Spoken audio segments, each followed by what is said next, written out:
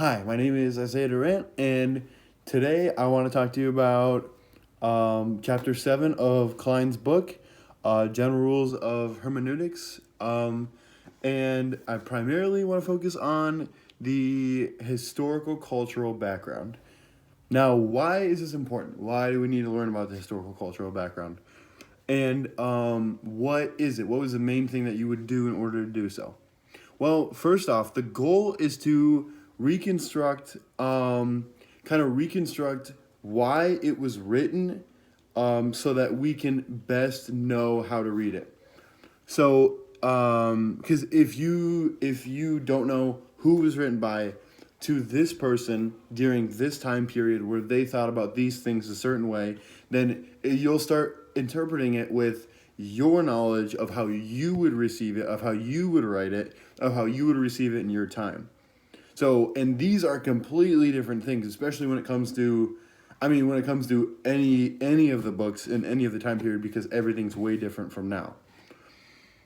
So, of starting off, a few of the things that are extremely important, the background of the specific passage that you're starting on.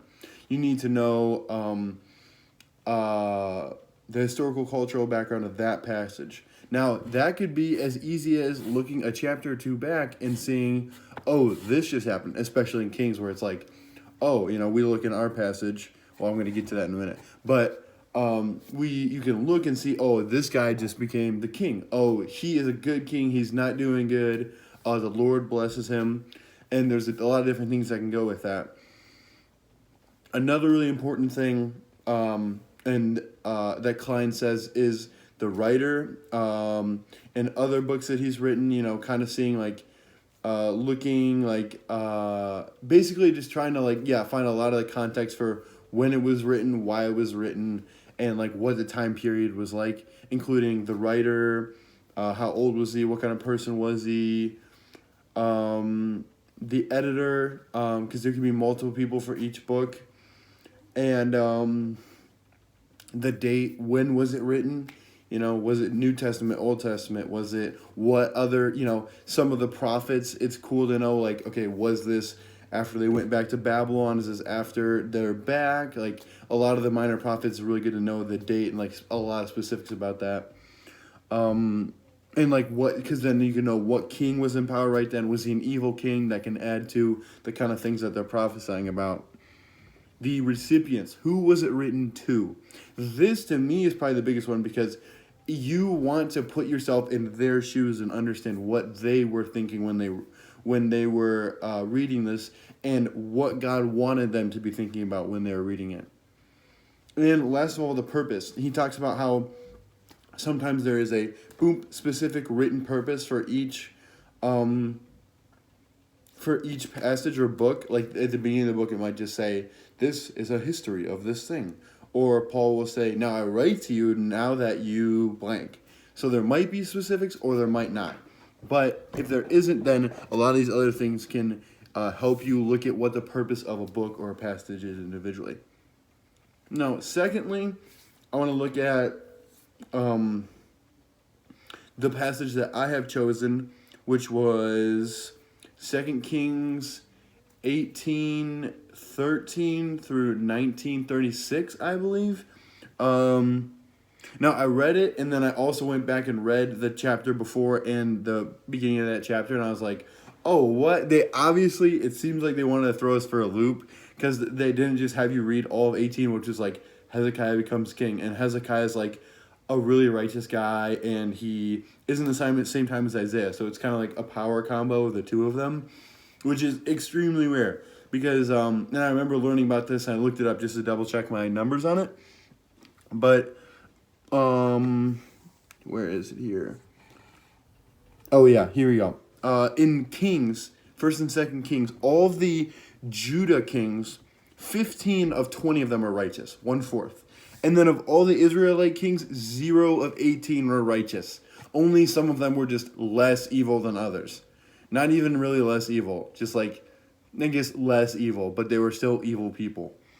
So this is only one of 5 righteous kings, and it says in the passage, he is more righteous, he was more righteous than any that came before him or after. So Hezekiah is really like a historical character in righteous and following the Lord. And that has a huge context in this passage, understanding it.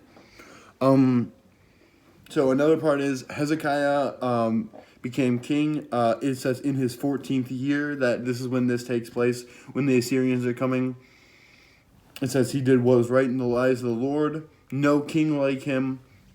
And then just before we were supposed to start reading, it says he rebelled against Assyria.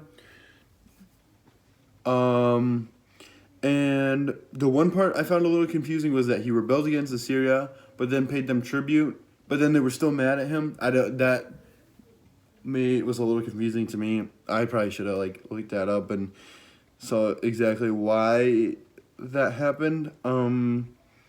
But you need to know more historical context about the Assyrians. The Assyrians, they're pure evil. They were, if you go just a few verses back, they were dominating. They never lost. They were melting everyone in front of them down. And the only people that were, like the Egyptians are a big power in the area, and they're like, the Egyptians are nothing. Like they're a splintered reed. If you lean on them, they'll, splinter you because they're falling apart. And so that's where the Israelites are coming into this with where they're scared. But then you can see it as this huge, amazing, menacing force. Like they were just melting everyone in front of them. And then they come to Israel, not in the height of their power. They're not where they were when they had Solomon or anything like that.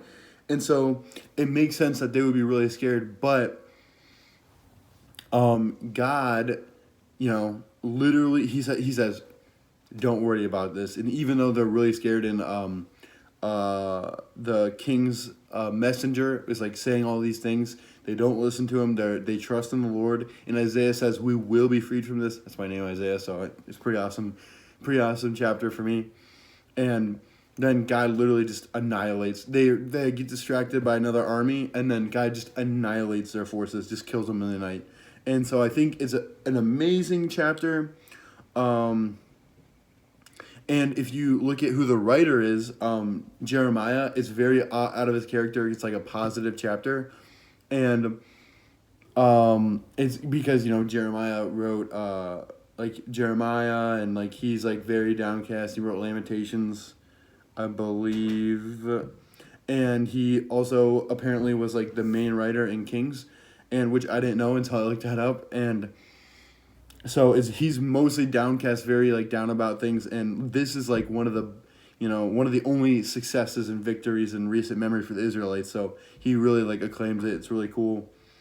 And this is one of the coolest miracles in the Old Testament. It really shows God's power when two people, a prophet and a king, are both following him with their whole heart. And he says, even though you guys physically you have no chance to beat them, so I'll literally just wipe them out for you. And I think that's really cool. It's a really cool message, and it's really hard to understand the full impact of it until you really do a lot of research into how many bad kings there were, how few good kings there were, how awesome Hezekiah and Isaiah were, and also how insane the Assyrians were, how many troops they had, how dominating they had been.